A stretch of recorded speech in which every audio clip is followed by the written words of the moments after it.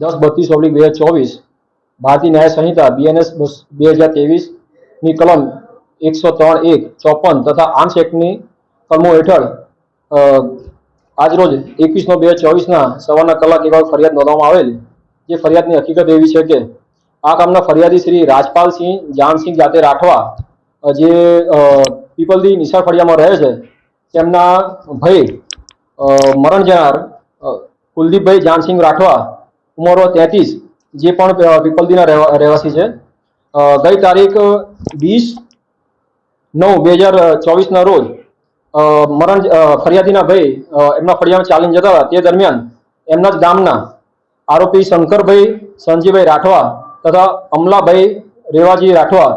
બંને જણા પીપલદીના છે, જે બાઇક લઈને આવેલા અને આ કામના ફરિયાદીના ભાઈને પેટના ભાગે ડાબી બાજુ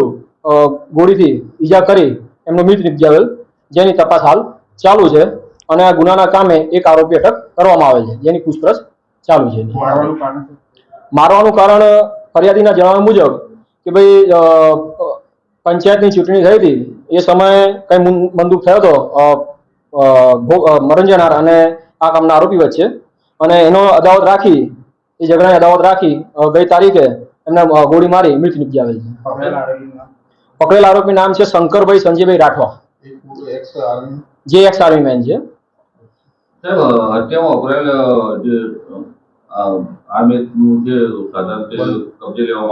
હા, એ ગન કબજે લેવામાં આવેલ છે.